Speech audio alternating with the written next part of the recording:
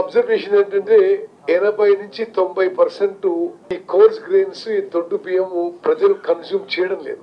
ఇవి డైవర్ట్ అయ్యి డైరెక్ట్ గా డీలర్ల నుంచి కొన్ని చోట్ల అదేవిధంగా లబ్ధిదారులు కూడా బ్లాక్ లో అమ్మేసుకోవడం. ఉదాహరణకి మీకు ఫిగర్స్ ఇవ్వాలంటే 40 రూపాయలు ఖర్చు పెట్టి కేంద్ర ప్రభుత్వం గాని రాష్ట్ర ప్రభుత్వం గాని ఉచితంగా ఇచ్చే ఈ కోర్స్ గ్రెయిన్స్ ఈ దొడ్డు బియ్యము the beneficiaries are not consuming them a majority and overwhelming majority. ఇది అంటే కన్స్యూమ్ చేయకపోవడం, అమూల్యమైన ప్రజాధనం దుర్వినియోగం కావడం, అదే విధంగా ఒక ఇల్లీగల్ వ్యాపారానికి మరి ఇట్ బికేమ్ ద ఫౌండేషన్. ఈ యొక్క సిస్టమ్ నుంచి మార్చడానికి నిజంగా సరే మనం తెలంగాణ రాష్ట్రంలో పేదలకి నిరుపేదలకి లోవర్ మిడిల్ క్లాస్ కి నిజమైన ఫుడ్ సెక్యూరిటీ ఆహార భద్రత కల్పించాలనే ఒక గొప్ప ఆలోచనతో ముఖ్యమంత్రి గారు ఉప ముఖ్యమంత్రి గారు అదే విధంగా కేబినెట్ మంత్రులను చర్చించి ఈ మొత్తం సిస్టమ్ మార్చేసి 30 తారీఖున హుజూర్ నగర్ నియోజకవర్గం నుంచి సన్న బియ్యం పంపిణీ కార్యక్రమం మొదలు పెడుతున్నాము. ఇది సుమారు 80 నుంచి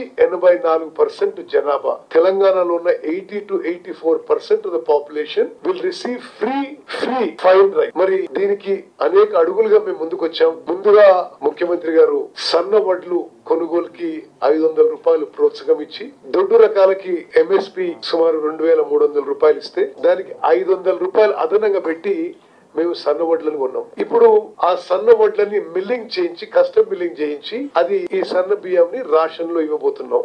నా సుదీర్ఘ రాజకీయ అనుభవంలో ఇంతకంటే better welfare schemes are very rare in this country. సంక్షేమ పథకాల్లో జనాభాలో ఎక్కువ పర్సెంటేజ్ కి ఉపయోగపడే విధంగా ఇంతకంటే there cannot be a better welfare scheme. There cannot be something which does more social justice. మరి రాష్ట్రంలో నలుమూలల మీరు ఎక్కడున్నా సరే మీరు ఈ సన్న బియ్యం మీరు ఎక్కడికి షిఫ్ట్ అయినా, మీరు ఉదాహరణకి చాలా మంది హైదరాబాద్ లో ఉంటారు, మీ రేషన్ కార్డు మీ ఊర్లో ఉంటుంది, మీకు కూడా మీరు ఎక్కడ ఉంటే అక్కడ ఈ రేషన్ బియ్యం డ్రా చేసే విధంగా సిస్టమ్ కూడా మరి ముందుకు తీసుకుపోతున్నాము.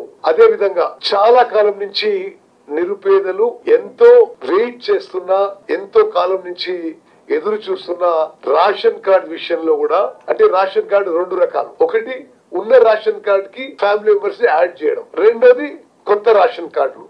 ఇది ఎవరేమన్నా ఇది నిస్సందేహం ఇది గత 10 ఏళ్లలో గత ప్రభుత్వం ఈ విషయం నిర్లక్ష్యం చేసింది.